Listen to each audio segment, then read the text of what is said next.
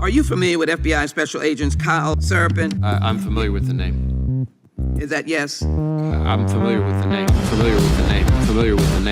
Let's bring in Kyle Seraphin. He's the FBI whistleblower who helped expose government censorship of our First Amendment rights. Now, we only have this memo because a recently suspended FBI agent called Kyle Seraphin brought it to the public, and we're grateful that he did. Kyle, thank you so much for joining us tonight. He's the host of something that strangely is called the Kyle Seraphin Show.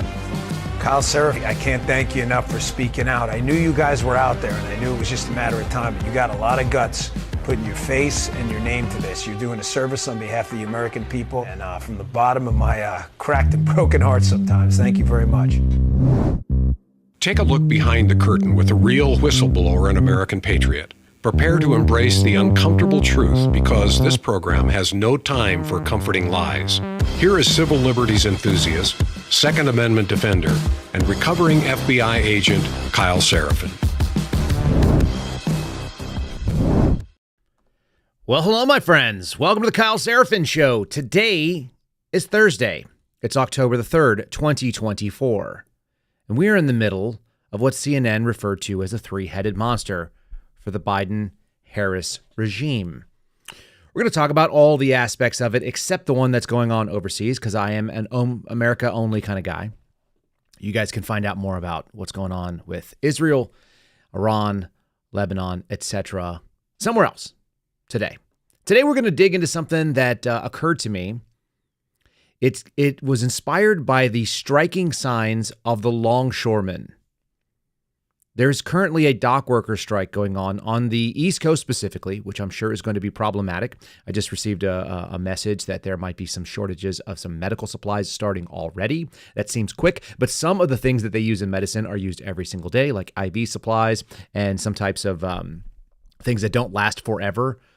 There's not really a stockpile of normal saline necessarily. People burn through it pretty quickly. On ambulances, they use it in almost every medical procedure. So it's possible that people will start feeling that effect immediately. Hard to say. The other problem is that we have a natural disaster that has happened, a hurricane that has punched over into the southeast. Some states recovered quickly. Others got hit harder in places they were not expecting it.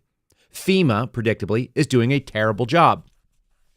And that goes along with the thesis of this program, which is that the government, particularly the federal government, is the worst solution to every single problem, including when it is the only solution to the problem. And that's not been something that should be new. It should not be a revelation to you.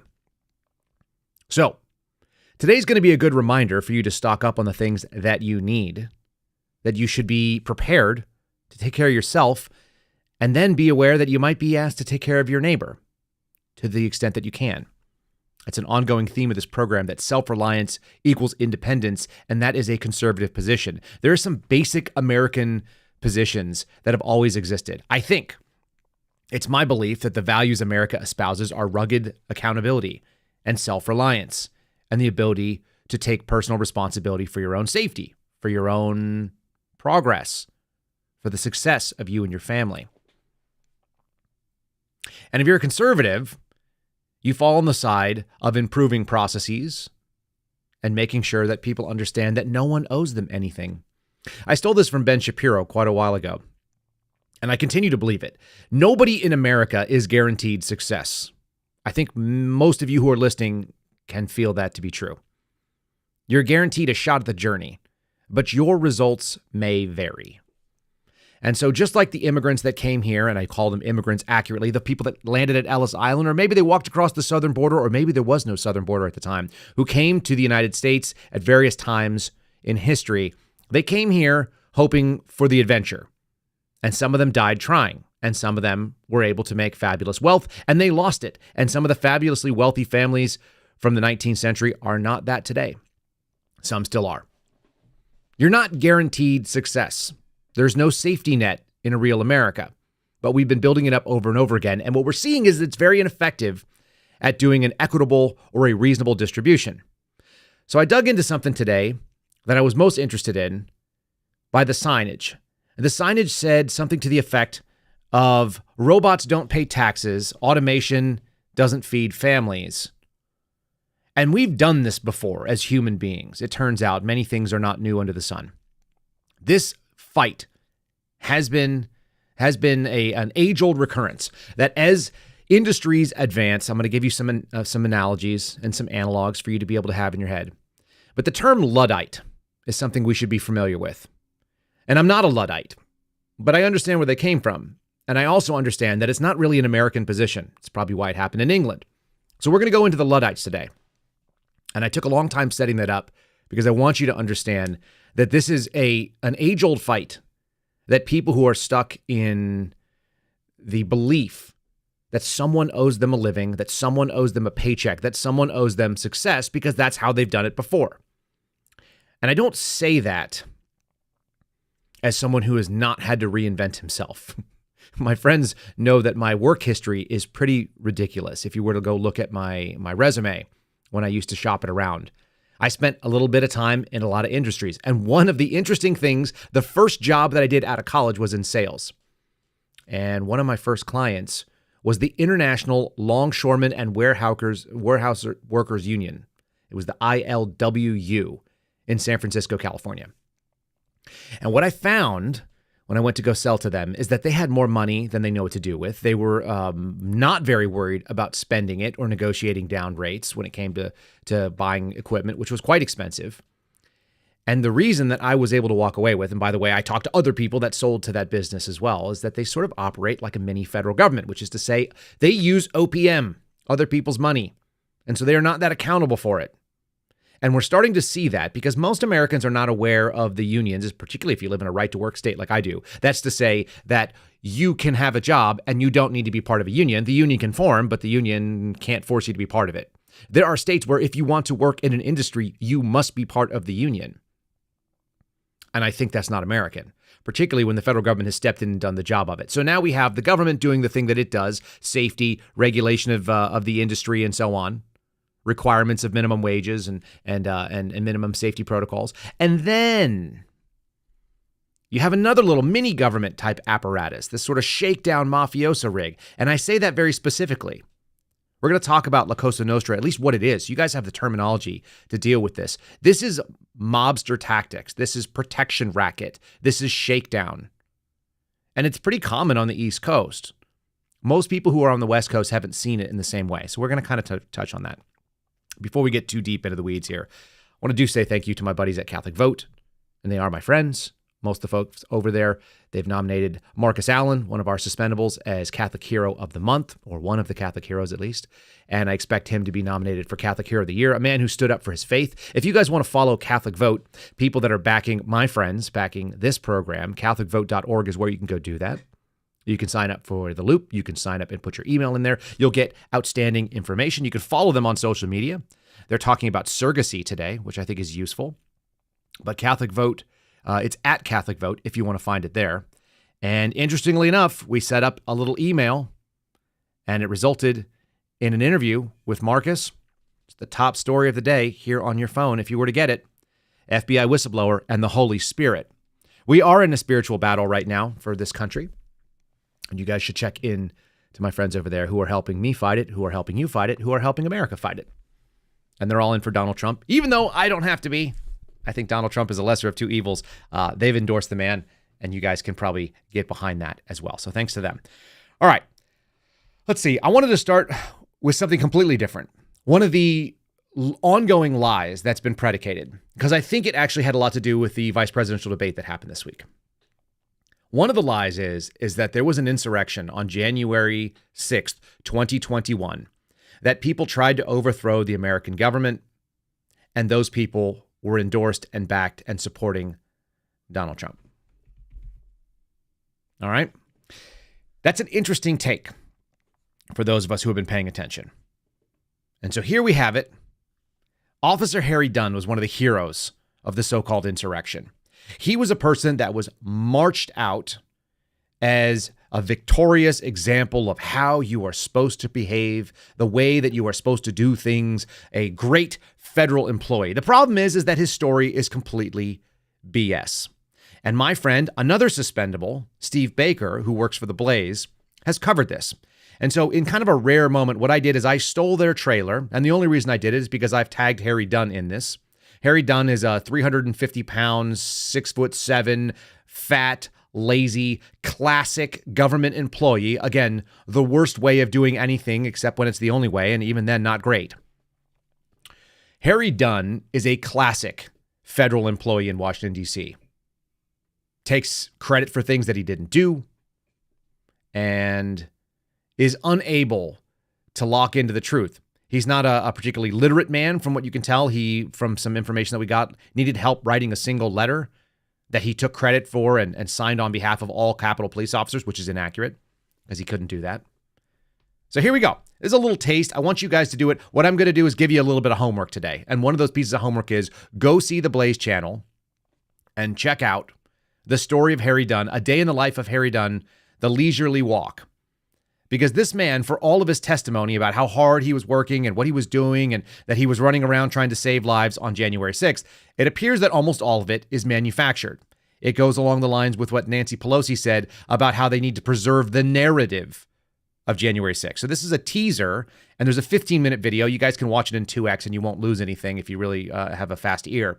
So you can go watch it in about 7 or 8 minutes. You should see this, because people on the left that are going to argue one thing are not going to watch it, and therefore you should arm yourself with the facts. Harry Dunn, taking it easy on a day that he claimed that he was basically fighting for his life over and over again. Private First Class Harry Dunn. Officer Dunn has been among the first Capitol police officers to describe what happened to law enforcement on January 6th. Dunn is launching a new political action committee called Dunn's Democracy Defenders. Fighting on January 6th, that was hard. We've watched hours of footage. Dunn is either a pathological liar or he has been conscripted to support their narrative. Officer Harry Dunn is an American hero. We need heroes like you. Private First Class Harry Dunn. Saturate Congress with truth tellers. He says that day we met in a large auditorium. We went over logistics, who the overall commander would be, who the field lieutenants would be. Harry never attended a morning roll call briefing. Nothing Harry described about that meeting ever took place that morning. Why is telling the truth hard? I assumed my post on the east side of the Capitol at about 9:30 a.m. The truth is on my side. We can see Harry did not take his post until more than 2.5 hours after he claimed. It's always important to tell the truth and be honest about what happened. I rushed into the Capitol with another officer, going first to the basement. He never went to the basement. I'm not one to speculate, so I like to stick to facts. Dunn basically spent the entire day doing everything he could to avoid being in the presence of protesters. This is a day in the life of Harry Dunn.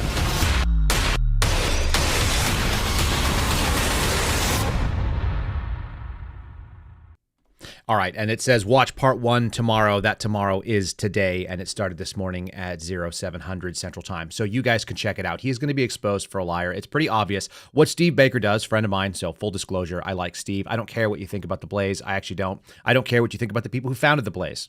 I don't. I care about the fact that I've spent a lot of time eyeball to eyeball with Steve Baker. And although Steve and I don't agree on every fact, like all friends don't, we agree on the process and the methodology. And his methodology is solid. So look at it. He's comparing the words in Harry Dunn's book, which is part of this marched out nonsensical lie about what happened in 2021. And he compares it against the video footage, which is pretty conclusive, especially the timestamps on it. Just as an example, the man supposedly got to his post at 9:30 but didn't show up until 12:19. These are lies. It's not okay for people to go out in front of Congress and do this. There's no accountability on it. And of course, those groups have been funded. So when you think the government's working against you, the answer is pretty obvious that it is, because we can actually see it on tape. All right. As we move forward, I want to cover some of the things that happened. Again, like I said, that vice presidential debate has been kind of sticking with me a little bit. And there were two things that were brought up in there that I thought were very interesting. People on the left think the question about 2020 and the election and who won the election was definitive. A knockout blow was the claim over on Morning Joe, which is the hard left, egotistical, sort of emotional center of leftism. And then there was what I thought was the knockout blow, which is that J.D. Vance stepped up and said, if you're going to fact check me, allow me to talk about the CBP1 app. So there are these two contrasts. One of them is the campaign that's talking about moving forward. about how we're going to look forward to a better America. They're simply focused on the rearview mirror, mostly January 6th, the election of 2020, how much they hate Donald Trump, despite the fact that his outcomes were actually better than where we're sitting right now as a nation. And then the alternative, which is to say, okay, we should be focusing on the border. That's actually a forward look. How do we fix this? How do we deport these people? How do we try to grab back our country from the millions of people that have been brought in here that have no authorization to be so? So those were the two contrasts, I think, from that debate as I'm sitting and reflecting on it over the last couple of days. Let me tell you, or let me play you this sort of clip of Mika Brzezinski and their guest talking about, I think this is Michael Steele. He's talking about what they believe was the knockout blow.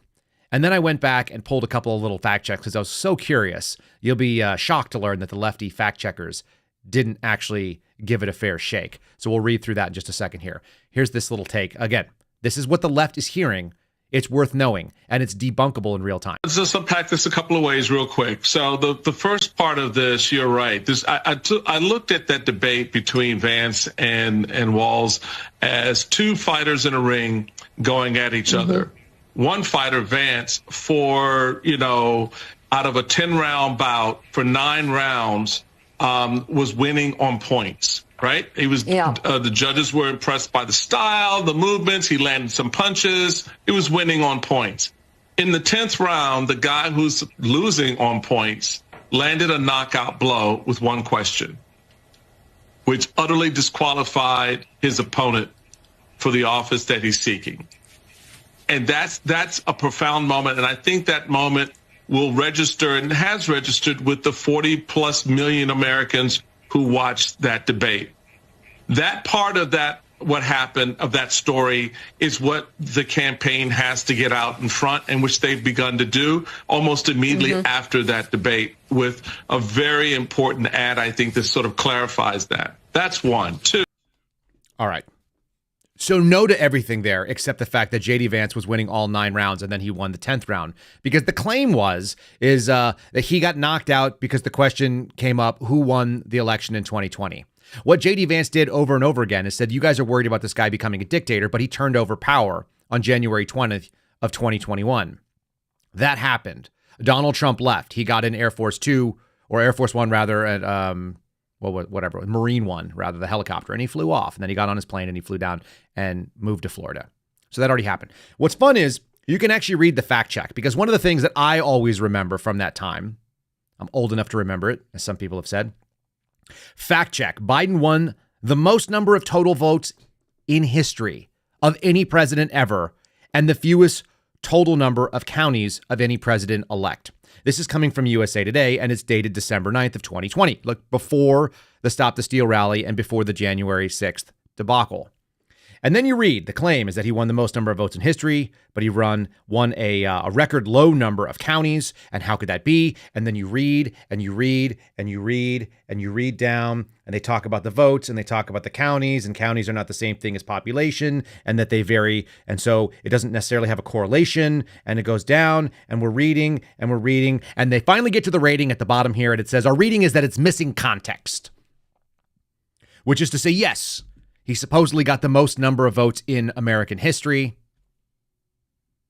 but it doesn't have the context, which is to say that we can't really assess it because he did also get the least number of counties to vote for him.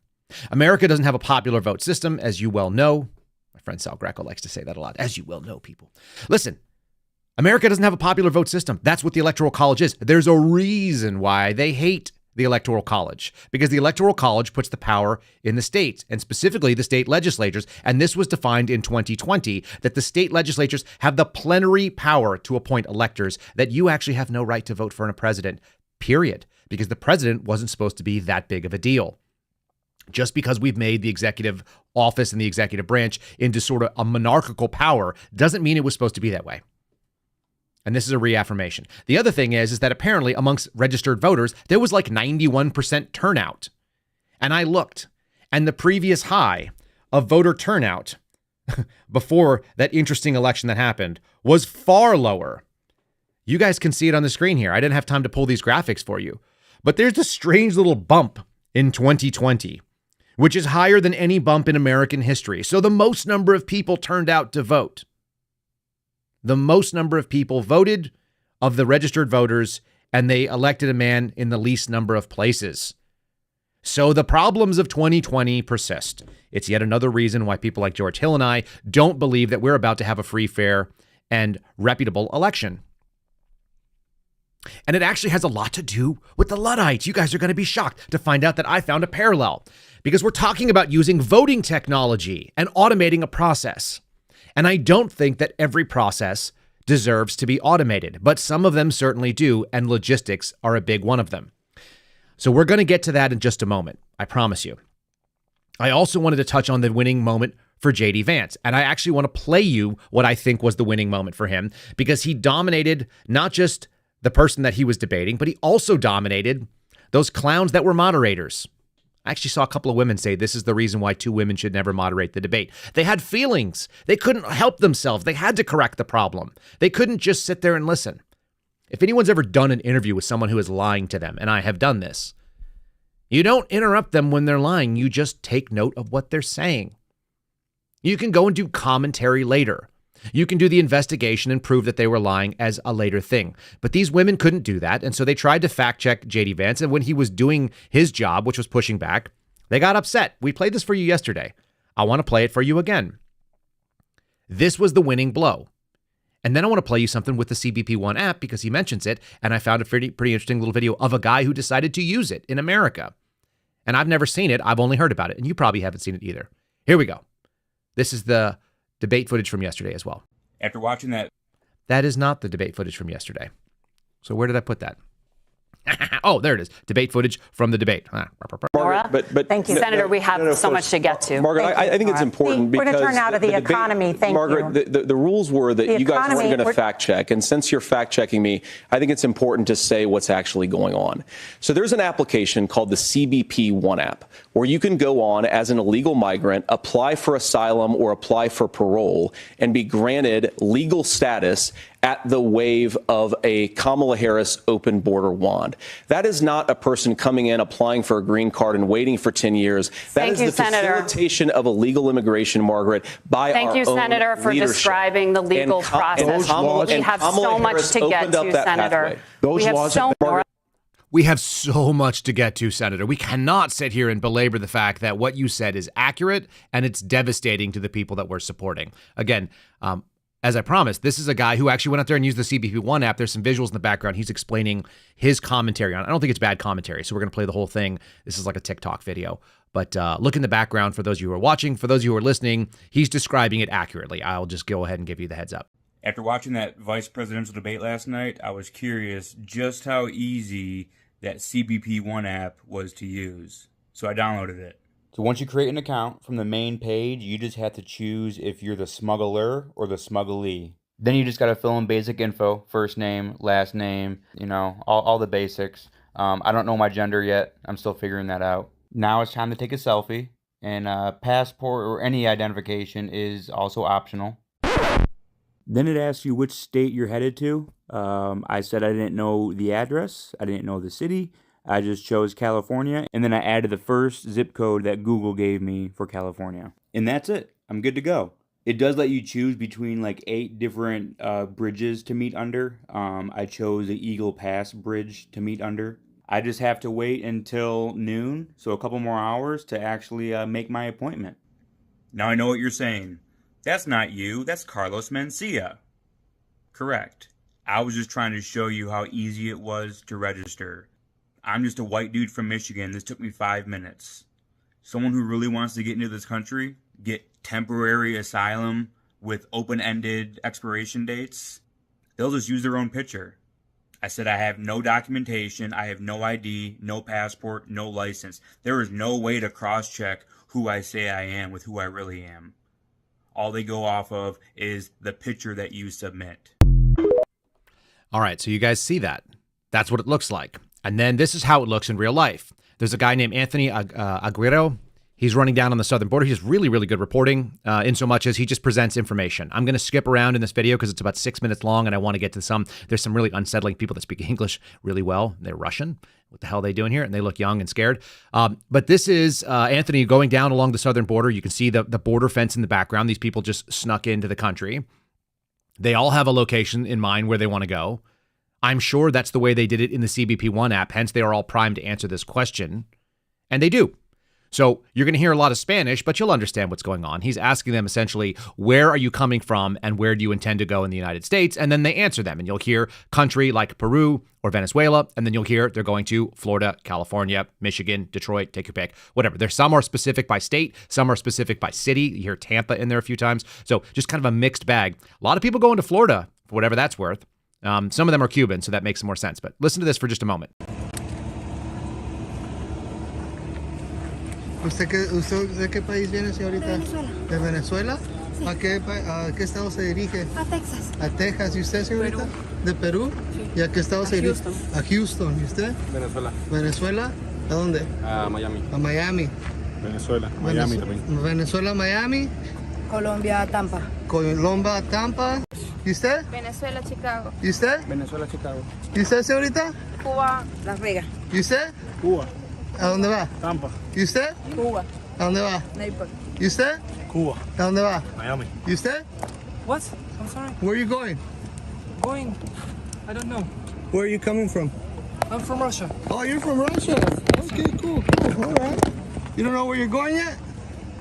I don't know. You don't know? I don't know, All sir. right. You? Russia. Russia. You don't know where you're going? USA. They don't know either? USA. We're in USA, oh, bro. Okay. Detroit? Yeah, Detroit. Okay, you stay? Houston. Oh, you're going to Houston? You stay, señorita? Peru. What state are you going to? You don't know where you're going? Panamá. Oh, okay. ¿Y usted dónde viene? Colombia. De Colombia a Maryland. ¿Y usted, señorita? De Cuba. De Cuba, ¿y a dónde va? Para Tampa. Para Tampa, Florida. ¿Y usted? A Florida. ¿Dónde viene usted, caballero? Nicaragua. De Nicaragua. ¿Y usted? Cuba. Cuba, ¿a dónde va? Maryland. A Maryland. ¿Y usted? Miami, Florida. Miami, Florida. ¿Y usted? Colombia. Colombia, ¿a dónde va? Okay, so, and it goes on. Like I said, there's several minutes of this. He does this quite a bit. If you guys want to follow his channel, you should definitely do that. It's Anthony Aguera Live. The thing that's most interesting in that visually, first of all, there's people from all over the place, and they're all coming into the U.S. The other thing is that you'll notice there's a border fence in the background, the sort of Trump border wall, those big slats of vertical steel. And then as they get to the end of the video, you see something very different. And those things are called Jersey barriers. Or Normandy barriers, rather. Jersey barriers are on a highway. Normandy barriers are basically it's an X with these little lines that go in between them, and they stop cars and cattle, but not people from climbing under, over, or around them. And that's what they do. And so these are things that are all over the place once you run out of border wall. And they're not effective barriers except for vehicular travel. That's why those people are all on foot. So anyway, just I know that to be what the border looks like. Any of you who spent any time down there do. If you've ever worked with people from CBP, Customs and Border Protection, or if you've worked with the U.S. Border Patrol, and I've worked with both, and I've spent time at the checkpoints and also just out in the middle of nowhere.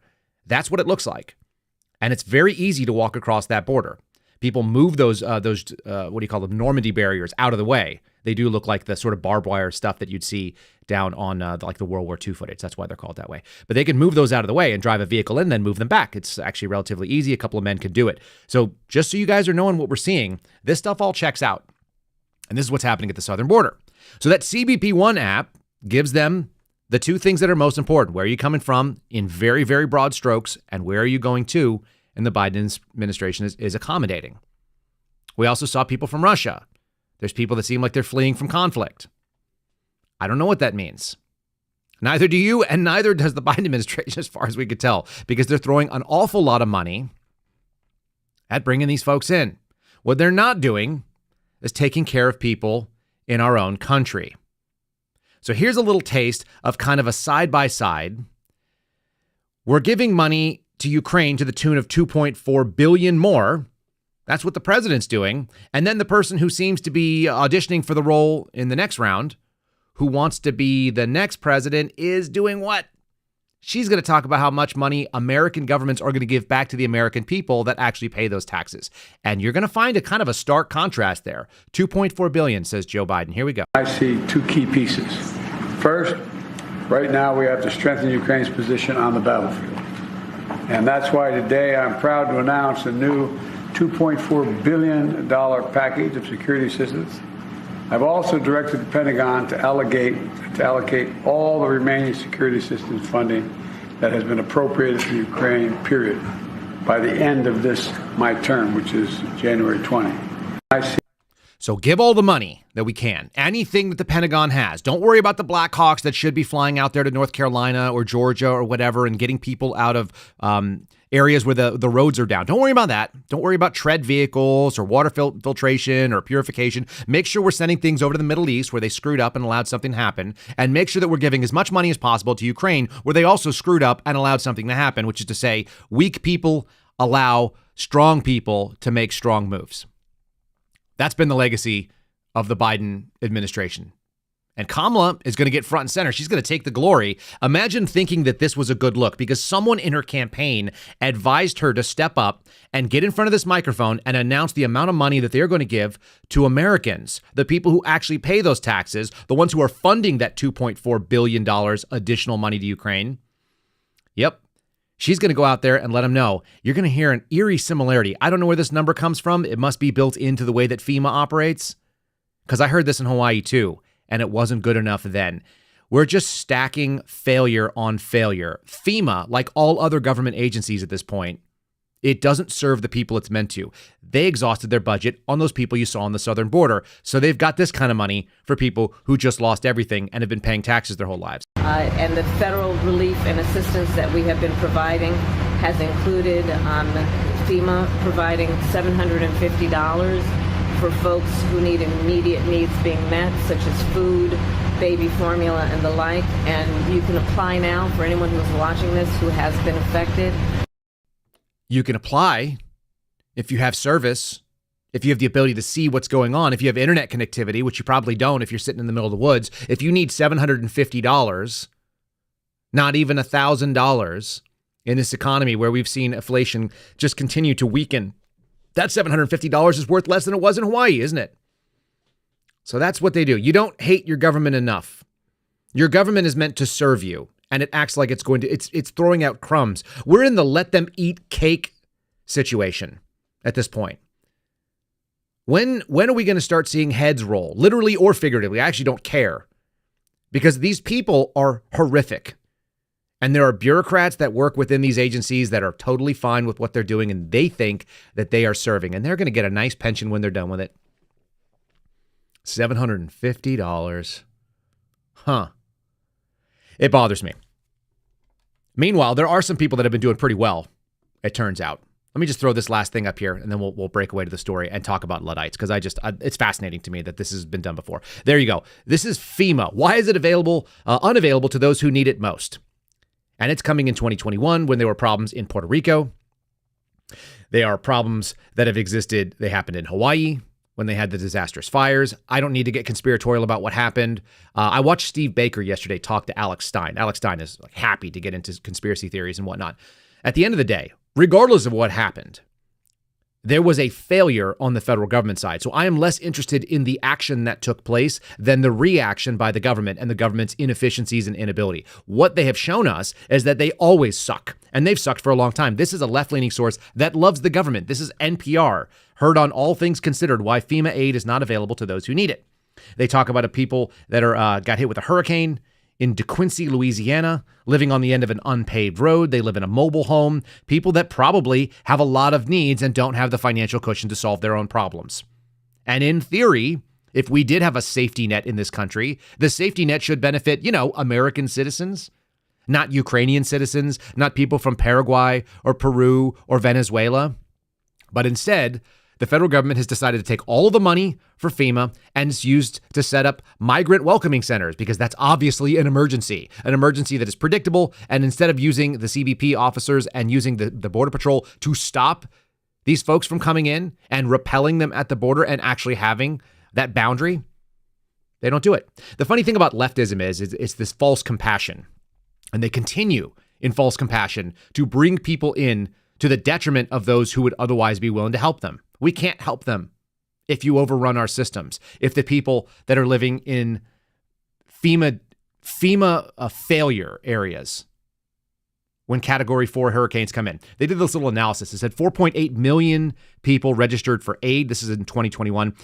That's when the story is. Between 2014 and 2018, almost 5 million Americans registered for disaster relief. And they found that the poorest renters were 23% less likely to receive any help compared to people who had more money. So it's for all the crying of the political left, they should be upset that there's this disparity, that the poor are most likely to be impacted by this stuff, which makes sense because people who have more money, one, maybe they have better access to government, and two, they have better access to kind of fighting this.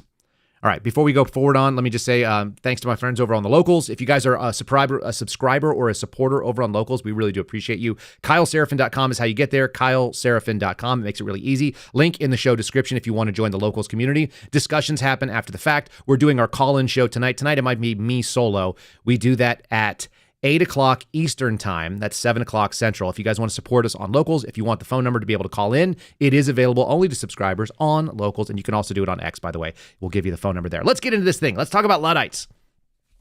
This just came out yesterday. New York Post. A union boss who threatened to quote unquote cripple the economy lives in a luxurious 7,000 square foot mansion. By the way, it's on 10 acres. Good reporting done by the New York Post. It's being covered other places. Let's listen to this guy. Let's see. You guys feel sympathetic to this man? He made, as we talked about yesterday, about $900,000 a year. I looked back. Going back to 1999, he's been making in excess of $400,000 a year, back when $400K was actually like even more than it is today. Since the time that I was in high school, this dude's been making nigh on $500,000 and now closer to $1 million a year. Drives a Bentley, has a 7,000 square foot house, and he's out there talking like he's a tough guy that actually works on the docks when he hasn't been doing it in 25 years. Very interesting, very mafioso-like. So let's just listen to him in his own words, his threats, and then we're going to cover down on more stuff about him. Are you worried that this strike... They had the capital to settle this thing. Are you worried that this strike is going to hurt the everyday American, the farmers that need to reach the export market? They're telling me that they're going to hurt through all of this. Now you start to realize who the longshoremen are, right? Nobody cares. People never gave a about us until now, when they finally realized that the chain is being broke now. Cars won't come in. Food won't come in. Clothing won't come in. You know how many people depend on our jobs? Half the world.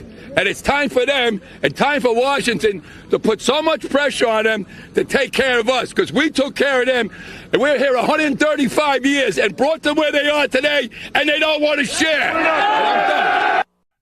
They don't want to share. They don't want to share. 135 years of us doing this thing. 25 years of you living in a mansion. Pretty nice. Look at that. Look at the mansion here on the screen. That's a big ass pool, people. I don't know how else to describe it. That thing looks like a castle, and it's on 10 acres, so it's not messing around either. Here's another shot. It's got a 5-car garage to keep his Bentley in and a guest house and probably an outdoor sauna that sits right next to the pool. It's a nice place to live if you can get it. Nothing against it, except you work for a union, you freaking clown. Are you kidding me? He's 78 years old. And so it brought us to this thing. He's mobbed up. We know this. Connections that are listed in indictments going back to 2004, the Genovese crime family. I brought it up online because someone said, oh, now we got to listen to a former FBI agent talk about the global logistics chain. Newsflash for you, bud. I didn't always live and work as an FBI agent. I also used to work for some of the biggest manufacturers in the world. I worked for Dell Computers, which is probably one of the most successful and capable logistical companies I've ever seen. And I've seen some. I've done a tour of Dell's facility, which happens it's in Round Rock, Texas. And not only do they bring in and not pay for the stuff until they actually use it, they empty an entire truck. They make the trucks back in. They get shipped in from Korea and the different parts and all the different transistors and circuit boards and so on. They come in on one side. Let's call it the east side of the facility. And then from left to right, from east to west, within this building, they build every single thing that they're going to build. They assemble them from the parts and from the finished chips and so on. They put together an entire PC and it goes out the west side. It is 100% streamlined and efficient. I've seen what efficiency looks like, and I've seen what global commerce can look like. I also had longshoremen who were in fact my clients. And as I found out later, they make a ton of money and they sub out. They hire these casuals to be able to do their work so they can actually work multiple jobs for 7 days a week and make money off it. So these guys, oftentimes, the reason they look doughy and weak is they've never actually done the work. Once you get high enough up, you're actually hiring people to do the work on your behalf, like a subcontractor, and they're just collecting the money because of the union. That is a mafiosa protection type operation. And I mentioned La Cosa Nostra a couple times, and people said, what is that? So I wanted to tell you. If you just type in La Cosa Nostra and pull it up, even Wikipedia will tell you that it's referred to as the Sicilian Mafia or Cosa Nostra or La Cosa Nostra. LCN is the way that organized crime organizations fight against it. We call it transnational organized crime, or TOC, okay? And La Cosa Nostra is fairly well known, and it dates back to the 19th century in Sicily. How interesting, because we're going to be talking about some 18th century and 19th century movements about Luddites. And so this is what sparked it. Automation hurts families. What you're seeing on the screen is that guy, Harold Daggett. And Harold is standing with a bullhorn, and he's wearing like an everyman jacket because he got out of his Bentley and he took off his like driving hat and his little British leather gloves or whatever it is that he did. He's worn he used to have a clean shaven face, but he's decided to do a goatee because he looks too fat and weak. So now he's got the goatee, so he looks more like a biker, and he wears his trucker hat, and he's carrying a bullhorn, and behind him are the following things that I'm reading. Automation hurts families. The ILA stands for job protection. Okay. Machines don't feed families, support ILA workers. And the last one is profit over people is unacceptable. So these are all pro-union things. Why?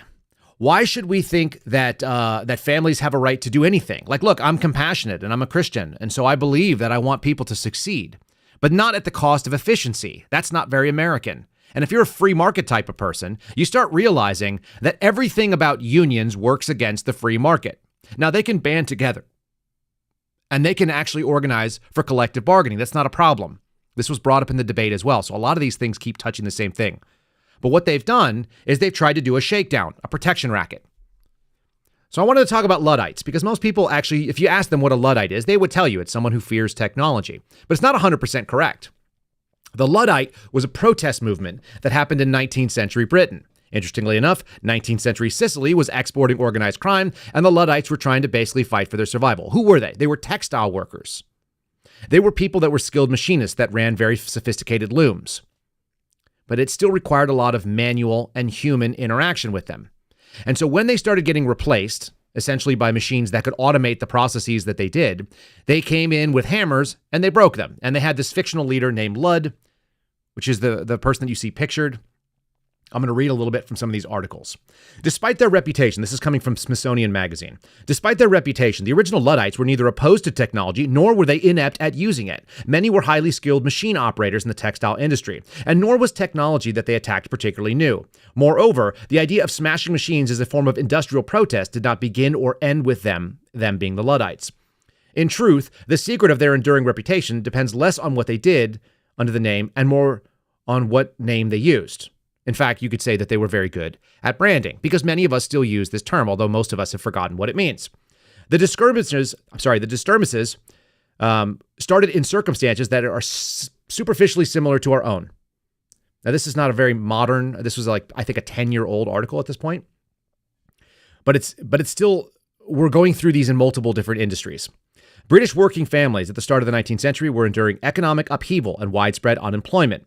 Seemingly endless wars against Napoleon's France. Interesting. The United States has been in endless wars for the last 20 years as well.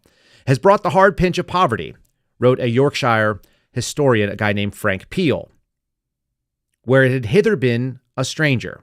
Food was scarce, becoming more costly, and then on March 11th of 1811, in Nottingham, a textile manufacturing center, British troops had to break up a crowd of protesters demanding more work and better wages. This is where we are at right now in America. When we keep talking about these things have all been done before, I believe they have. We've seen these things. They've happened before. And now people are asking the question about whether they're a Luddite for resisting certain types of technologies. There's articles written about it because people are interested in the tech industry. They're worried about AI replacing writers. Mostly AI actually does a better job than writers because the writers that I see need editors pretty badly. And we decided to scrimp on editors and just mass produce garbage content. So here's a little article asking the same thing. And do we need to take a hammer to these things?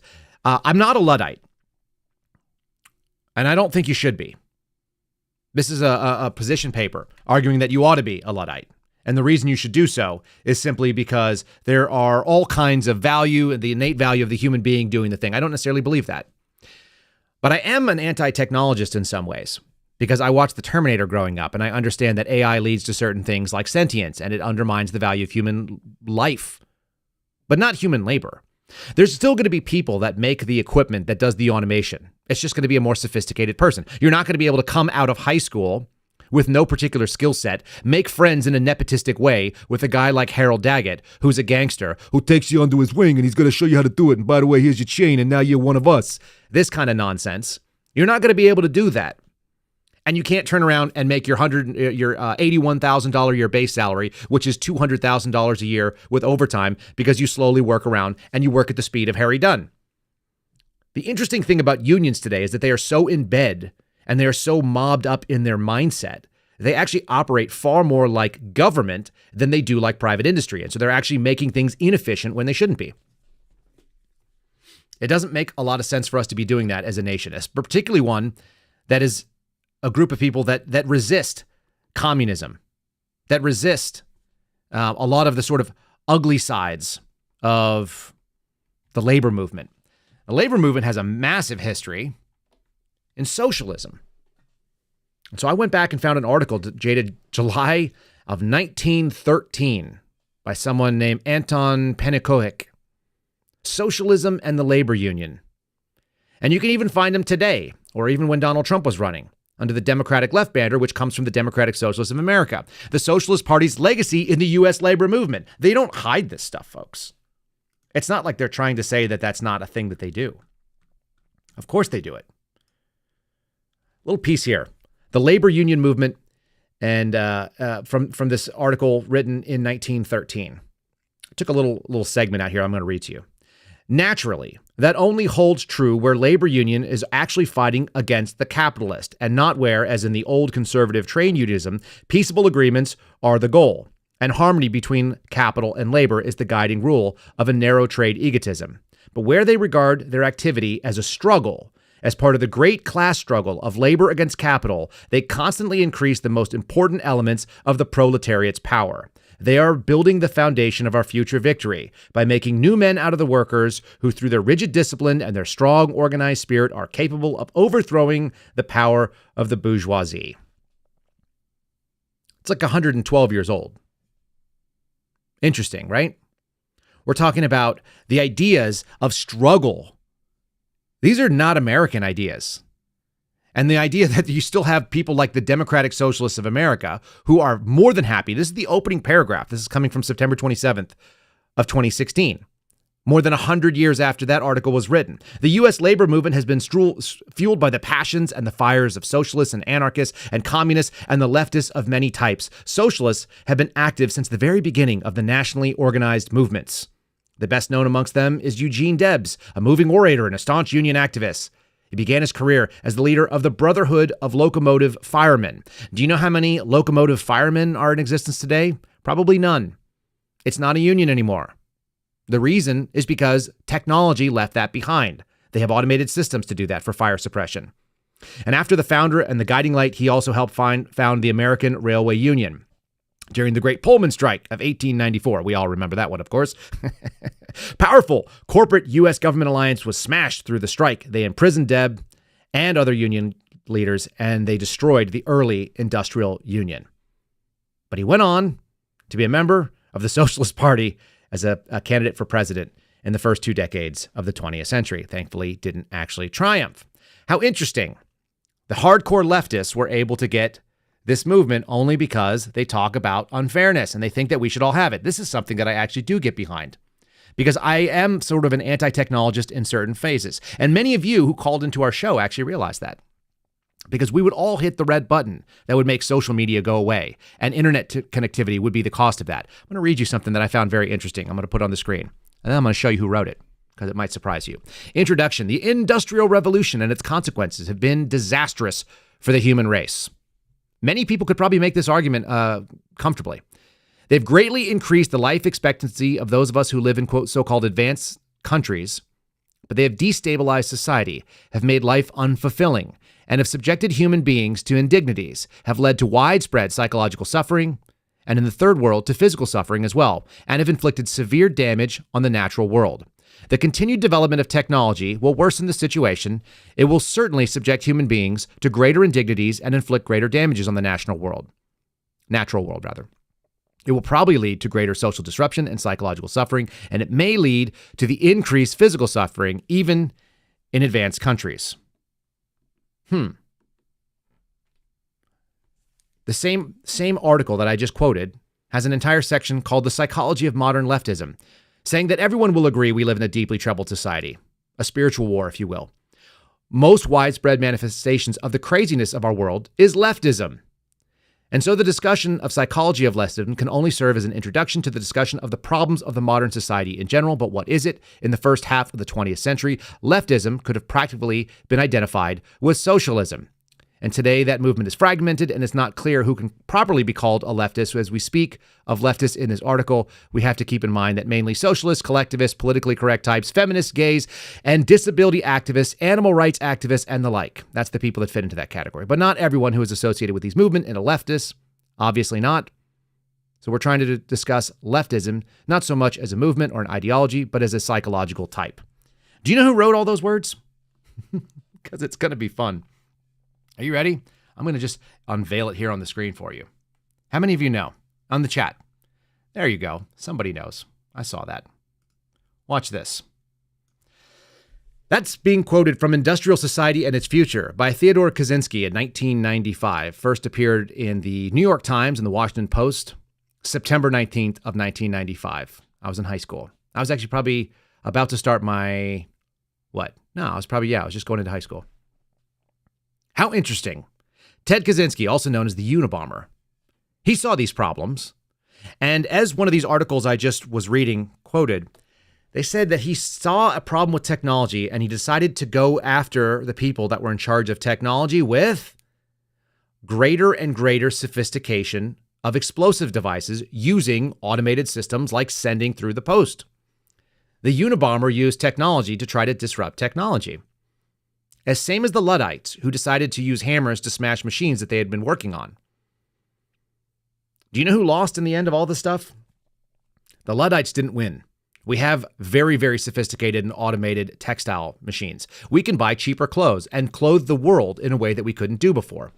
So there are some things out there that seem pretty obvious, that when you actually add technology, you're not entitled to do an older style of work. Nobody owes you a living at that. Your job is to adapt.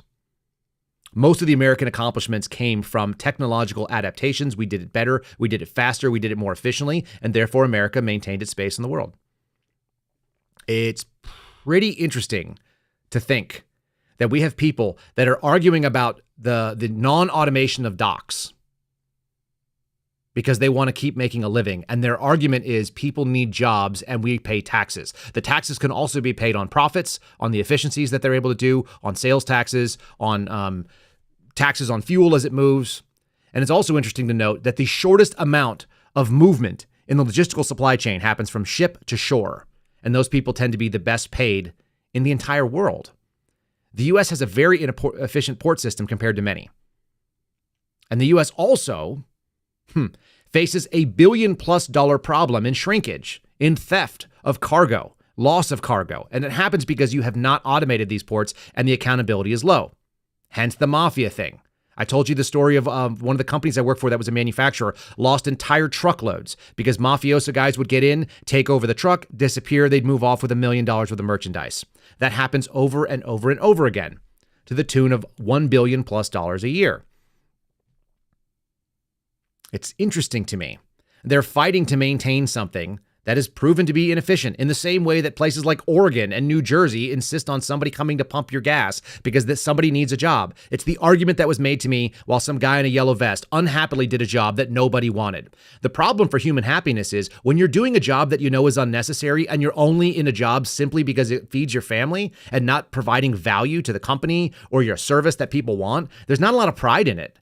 Notice how pissed off those people are Wouldn't it be better if they were involved in the the automation process? They could become consultants in that space. They would actually probably have a lot of like hands-on knowledge. This is why you can't do it this way. This is why you need the machine to do this. This is where you're going to find the weak points. These are some of the unusual circumstances you need to program the bots to do, blah, blah, blah. Like there are jobs, just not as many. And some people are going to have to find new jobs, just like the Luddites had to find new jobs when some of their textile jobs were replaced. This has always happened. By the way, imagine the amount of anger that happened between the people that started running the, let's say, the telegraph services.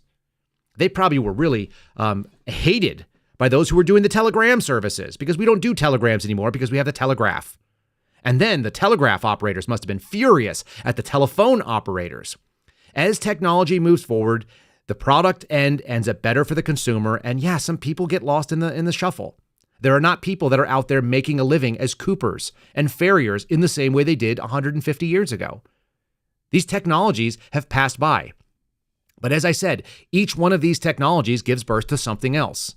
There will be people that need to maintain the machines. There will have to be mechanics that go there. Even if you have machines maintaining the machines, they're not all going to be sentient and able to see and diagnose the problems. And someone has to program them. And someone has to stock all that. So even if you have automated factories, there will still be a human component to it, except when humans are going to find other things to do. Less and less of us work with our hands. More and more of us work with our minds. It's not terrible. I actually like the connection with the physical world. I think Ted Kaczynski was correct about that. It does have a problem with human psychology, but it's all about finding worth in what you do. And so if your job exists simply because your job needs to exist, then you don't have worth. And you know it. And that's a weight. That's a psychological burden. And women, you may not understand it the same way, but it hits men in a very specific way when you know your job is unnecessary. When you have a job for the sake of having a job. It's the reason why most people in the government are miserable and do a shit job at it. Excuse my language. They do a crap job because their work is not necessary. They are the self-licking ice cream cone. They have a job specifically because there's a job that needs to be done for them to get paid. Most of the federal government works on a federal jobs program. And when you do that, what do? You lose a lot of joy in what you do. So for all of the nonsense that the political left talks about bringing joy back into it, the reason they need to bring joy is because they've sucked the joy out of doing things that involve creation, involve destruction, involve progress, the actual progress, not some garbage about equity, but like really doing things that change the game for people. When you introduce those kind of things, you actually can feel it. There's a psychic value to your work. Here's the last little thing. CNN covered it too, and I thought it was fun. CNN wanted you to go out there and know that there's basically a triple-headed monster, and they are talking about how dock workers are fighting the battle against automation. We should all take note. This is their senior business correspondent, this woman named Allison Morrow. She might be my second favorite now to Stephen Collinson. And she's talking about how they're doing something really, really important. And they're fighting against this evil called automation. It's because they're leftists. It's because her job also provides no value because her commentary is foolish. She doesn't know anything. And it's a shame. They're talking about modest wage increases of $5 per hour for each of the next 6 years until the point where they actually have a 77% increase on their base. That's wild, folks.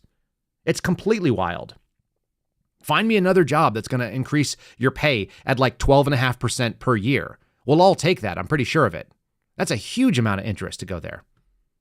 In any case, this is her bottom line. The bots are coming for all of us, which is why the outcome of the port strike is particularly important to watch. It's the early battle of well-paid workers against advanced automation. There will be many more to come. Yes, but only if you don't understand the dynamics and the fact that this historically has played out over and over again. If anybody wants to go back and live in 1811 and wants only the clothes available in 1811, let me know. There's no way to transport you back, but you can actually go fake that somewhere. So that would be good. All right, I got something a little bit fun for you. It's a little bit silly. A lot of news has been covering down on stuff that's been going on with P. Diddy. Before we do that, let me just throw a little thanks to my buddies over at Shield Arms, an American manufacturer that is not outsourcing. They are using sophisticated techniques, and they make a really good product, which I was just using the other day. ShieldArms.com. That's the website. You also can find out they have an entire group of like slings and soft goods, they call them, under the banner Mountain Partisan. My promo code should work at all of those. The promo code is Kyle. It's KYLE, saves you 5% site-wide, including on their firearms, which are extraordinary. They are really well made. They feel really good. I've held a lot of high-end firearms, and these would qualify in there, and they're at a pretty reasonable price for a higher-end thing. The owners of the company are shooters, and that makes a big difference because shooters making guns for shooters is a good deal. They're not just going on marketing trends. They're actually out there making something they use themselves. ShieldArms.com, promo code KYLE. How about a little bit of lighthearted stuff? A lot has been going on about Diddy, Sean Combs in New York. I got kind of an interesting interview that you guys might enjoy. This actually happened with Caitlin Collins, who's interviewed Donald Trump and some others. She also interviewed Bill Clinton and an expert on Sean Combs. So we'll just play a little bit of that real quick. As Sean Diddy Combs sits in a prison cell in New York waiting to stand trial, few people have come out in support of the man. Many people are branding a dangerous and violent sex offender. But today I'm joined by Diddy's personal friend and former President Bill Clinton, as well as legal expert Dave Berg. Thank you both for being here today. Thanks for having me, Caitlin. It is great to be here. Hi, Caitlin. Looking wonderful as always today. Thank you, Mr. President. You can call me Bill. Bill, you have shocked a lot of people by coming out in defense of Diddy. How long have you known one another? Diddy is a good man. We've known each other since the Vote or Die campaign in 2004. Since then, he's been a great friend, even inviting Hillary and I to some of his mansion parties. But Hillary's invitation kept getting lost in the mail, if you know what I mean. Dave, what are your thoughts on the likelihood of a conviction in the case based on everything you've seen and read? You know, I think he's fighting an uphill battle. The things that he's been accused of are serious and will be difficult to defend. I mean, 1,000 bottles of baby oil? Hey, a lot of people use baby oil. Even me, at any point, I have a few hundred bottles on hand, as I have dry skin, and it really helps. Bill, what about the 784 dildos? Does hearing that concern you? No, there's actually a really good explanation. You see, whenever you go over to someone's house, normally you bring a bottle of wine. But Diddy was having so many parties, he was having a problem storing all the wine and was complaining about it. So one day, as a joke, I decide I'm going to bring him a giant pink dildo in a box. I think it was called the Destroyer or the Gape Master. One of those two. Either way, when he opened the box, he couldn't stop laughing and put the big pink dildo next to all his awards. And that caught on, and other people started bringing him dildos to his house parties. So you can see how he would have so many. It's important to remember, in America, it is not a crime to have 1,000 bottles of baby oil and 784 dildos. And I think that's important context. That is important context, folks. It's not a crime to own a lot of baby oil or to have nearly 800 dildos in your house, especially if your friends just bring them to you as a gift instead of a bottle of wine. It's way easier to store because they're not breakable in the same way. That might not have actually been Bill Clinton. We are living in an age when automation and AI is coming out there, and it makes it pretty hard to tell the difference, except when comedians use it for great comic purpose, and I appreciate them doing so. I hope you guys get a kick out of that, too. I think I actually added another palate cleanse in here, and I don't even remember what I added. So it's probably about the biopic. This might be Danny Polchuk's buddy and partner. We're shutting this thing down, so let's enjoy like a little bit of comedy on this. He just dropped another biopic about me, so I'm just going to watch the trailer. He is considered a sacred figure by both Republicans and Democrats. He led the nation through its greatest crisis. I did. He's on our currency. Yeah. We build monuments to him. Guilty. He's the greatest president the United States has ever had. Today, the big question that people are asking is, was Abraham Lincoln gay? In the 19th century, for many men, their closest relationships were other men, and same for women. Men would live with another man when they're single, and often did, and shared beds. Lincoln probably slept in the same bed with men more than he did with women. No, he didn't. Put together I honest to God, never did that. It's really startling. It's actually if you want not a smoking gun, here it is. But then you see all these shifts to the end of the 19th century. Who the f*** is this guy? If you can accept a queer Lincoln, you can accept queer people overall. Lover of men? No, there's some technical glitch. Yeah, that's a real movie, by the way. Lover of Men, Abe Lincoln story. If you can take on a queer Abe Lincoln. Again, this is the problem. It's revisionist history. It's people who don't know history. And if you don't know anything, then of course you could be programmed with new stuff. A lot of empty-headed folks out there. So in any case, hear what I have to say. Question it all you want. Go out there and do some reading. Go read about the Luddite movement. See if you are more sympathetic to the mob types that run our longshore workers. It's an interesting time to do it. They did it for political leverage, and they're going to get leverage. I just don't think it's going to work out the way they think, because history has a pretty long tradition of saying, oh, you don't agree with this technology? We are going to cast you aside, and you will now be made fun of. I think longshoremen are probably a job that is short for this world. But in the short term, they're going to piss everybody off. So there's that. That's the show for the day. Hope you guys enjoy it. Like I said, if you guys want to join us over on Locals, go sign up, become a subscriber. You'll have access to the phone number. We'll do a call-in show. And I want to hear what you guys have to say about technology, about advancing, about Luddites. We'll talk about that tonight. It's at 8 o'clock Eastern Time, 7 Central. KyleSerafin.com is how you get to our Locals program. KyleSerafin.com. Thanks for all of you who are already subscribers. And we'll have a good little chat about that this evening. Until then, hope you guys are having a great day. I hope you do okay out there. And for all of those people that are in America that are in a hard spot, we really do pray for them. I hope you guys take a moment, just silently pray for the survival and the help of those that are going to get their neighbors to step in and help fix some of the problems that are happening in their own backyard. See you again tonight. God bless. Thanks for listening to The Kyle Serafin Show, streamed live weekdays on rumble.com/Kyle Serafin. Follow Kyle on Twitter, Truth Social, and Instagram at Kyle Serafin.